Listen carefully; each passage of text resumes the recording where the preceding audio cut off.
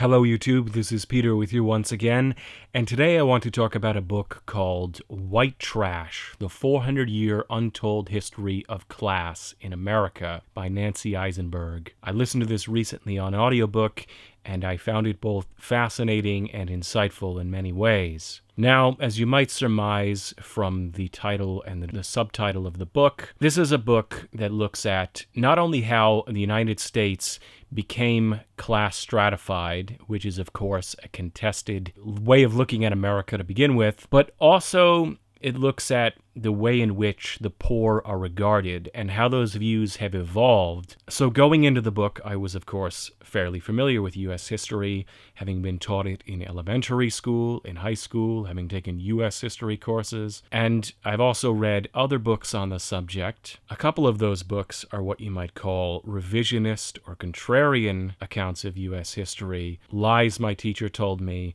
and The People's History of the United States. And I would partially compare this book, White Trash, to those books. But at the same time, it is less that this book is attempting to rewrite or revise American history, but rather focus on different aspects of it to explore, as the title suggests, class in the United States. The two main through lines of this book are, on one hand, you have the views of the poor, and you could basically summarize this by saying that throughout the last 400 years of history, they have been regarded as worthless, layabout incurables who at certain points in history have been the target of either reform movements or people like the eugenicists, who basically believe that they should not be allowed to breed or perhaps in certain cases be euthanized. The other through line of the book is the way in which structural inequality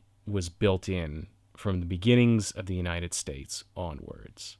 Now that, of course, is probably the more contentious part of the book. If you come at this from the perspective that the American dream is unassailably true. Now, I should say here, if it's not already obvious from the title of the book is about white trash. And so although it does deal with racial issues, it primarily focuses on white poverty. And so although this may be obvious from the title of the book is about white trash. And although it touches on race at many points, it does not examine the circumstances and views of other groups of impoverished people. And although some people might hold that as a detriment against the book isn't trying to be everything and cover everything in regards to class and poverty, and so you'll have to forgive it for basically sticking to its title of white trash. That being said, one of the reasons that I found the book so interesting was because in spite of the fact that I have a fair amount of knowledge of U.S. history, again, I've taken college-level U.S. history courses that are unencumbered by the censorship of Texas school boards, and I've read other American books on American history, including the sort of revisionist, contrarian history. I found that the sort of things covered in this book were really only touched upon in those other books. And I feel like until this book, I had a much better understanding of the struggles of working class people and of African Americans and Native Americans than I did of poor white people, at least in terms of American history and how events and circumstances and structures led to what is. So I came away with a sense that this book was filling in significant gaps in my knowledge and view of American history. And of course, that's what you would want out of a history book. If it's just telling you things that you already knew, it is more or less a waste of your time unless you want to refresh yourself on certain things. But getting more into the substance of the book, I don't want to summarize all of it. But if you spent your entire life with the belief that the United States was a country founded with the idea of social equality and upward mobility, then the account of history presented in this book is a rather rude awakening to that view. As the book begins in colonial America, it describes how the British Empire basically regarded North America as a place to dump off the people they considered waste people, the unemployed and the transients of society North America was a place that they could round them up, ship them off, and have them be the labor force for the new colonies in North America. Now, the British Empire, being an aristocratic society with things like hereditary peerage, there was no notion whatsoever in the beginnings of anything resembling social equality. There was clear social hierarchy. And of course you might be thinking that, oh wait, I know what comes next. Then came the American Revolution, the Founding Fathers, all men are created equal, and they swept away all that aristocratic nonsense of the British Empire, and there was a new and classless society that dawned on the North American continent. And no, I'm sorry to tell you, but no. The book then goes on to detail views of class by the Founding Fathers and on throughout American history, and the ways in which, in most regards, they were, although not exactly similar to the British Empire, were a continuation of the views that they had assimilated from their mother culture. It was not this clean cultural break. And now there is American culture where everybody's equal. There is a continuity between the British colonial culture and the United States. And from colonial times onwards, there was a rather dim view taken of the poor that focused on basically blaming them for their own lot in life and describing them as lazy and unable and unwilling to better themselves, uneducated, and so on. Elitism was alive and well with the Founding Fathers, and it continued throughout American history. And this view of waste people, which came from the colonial days of America and the British Empire, was also carried forward and transformed. But the book also talks about land. Remember that in the colonial period and for the early history of the United States, agriculture was a main component of society, if not the main component of society. So who got the best land and who got the worst land? The people who were regarded as white trash were almost always the people who were pushed to the margins and forced to live on the least productive land that itself could be considered wasteland or marginal land, and the elites and the wealthy got the best land. And putting aside the fact that the continent was already populated by non-Europeans at the time of colonial America, one might be tempted to imagine, at least from the point of view of colonial and early Americans, that there was plenty more land to go around, land for everyone. But that wasn't really the case, because you couldn't just go stake out a piece of land and say, this is mine. You would be regarded as a squatter. The land would first have to go to land speculators who, wanting to make a profit, would end up selling the best land to the richest people. And even if you were already on that land and utilizing that land, you were simply regarded as a squatter. And so this whole issue of squatters was something that goes throughout much of early American history and the colonial period. So even from the beginning, people were not all given an equal shot. Just like today, you have to have money to spend money to make money. And just like today, people found ways to rationalize the inequality, not by looking at this difference in access to the resources that might make one wealthy, but rather in the personal qualities of the people, finding ways to regard them as trash, as being less worthy of wealth, prestige, success, etc. The only reason that they don't have those things is because they have flaws X, Y, and Z. And by and large, the sort of stereotypes that we have of white trash haven't really changed that much since colonial times. There's new wrinkles in the plot, little details like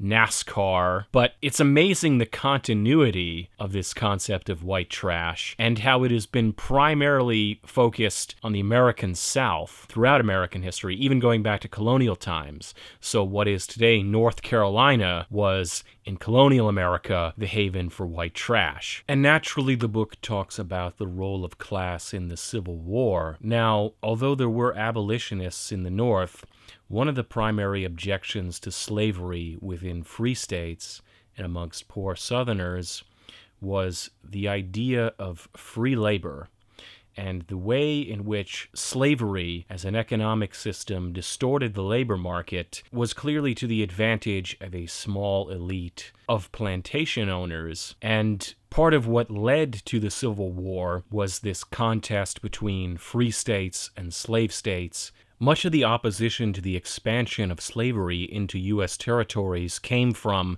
the free labor movement. The free labor movement was a major part of the Republican Party. And when the Civil War did break out, Jefferson Davis, the president of the Confederacy, described the Union Army as mudsills, or, in other words, basically the dregs of society. It was at the point in the book that I was listening to descriptions of the Southern plantation owners and the Southern elite scoffing at the idea of social equality and justifying a more or less aristocracy of the planting elite in the South, that a question occurred to me. And the question was, up till this point, and at this point in history, the book is at the Civil War, there really isn't any hint that anyone, any major figure in American history, believed in this idea of social equality.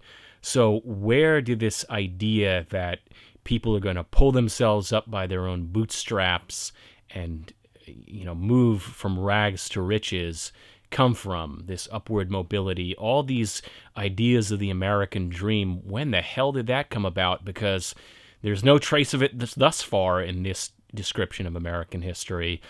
And the book doesn't quite answer that question directly.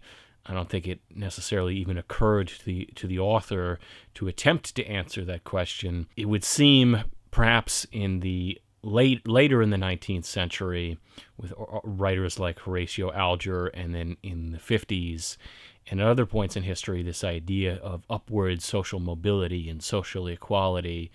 Also probably with the Cold War and this idea of trying to downplay inequality and class within America to make capitalism look as good as possible to our communist enemies. So again, I think that this book might challenge people's ideas about the American dream. And I can imagine someone walking away from reading this book with the impression that this idea of upward social mobility and an equal and class-free society in the United States has never really been true of American society, and it's more of an image that we would like to aspire to than the facts on the ground, as they say. The book also had me examining my own views of people I would consider to be white trash, because the stereotypes of poorly educated, lazy, basically worthless people not only are held by the upper elite of American society, the 1%,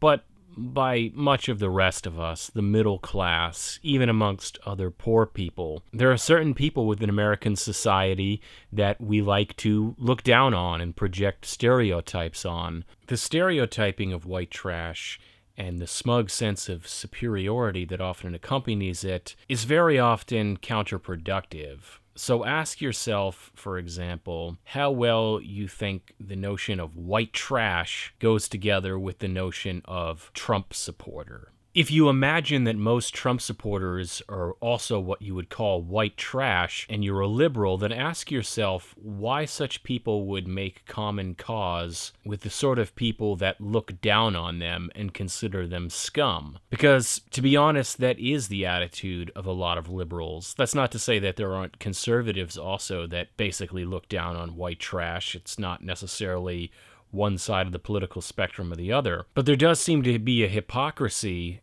in looking at certain people, regarding them as white trash, but also expecting them to agree with you and vote the way you think that they should. On the other hand, it's sometimes hard to try and get rid of these stereotypes, especially when you have people like Duck Dynasty Grandpa running his mouth off about the gays and the atheists and the blacks and so on. I don't think that there's ever going to come a day when I like bigotry or belligerent ignorance, but at the same time, those aren't necessarily the sole domain of white trash. There are plenty of wealthy people who are bigots and belligerently ignorant as well. But the point to this tangent is to say that the book got me thinking about things.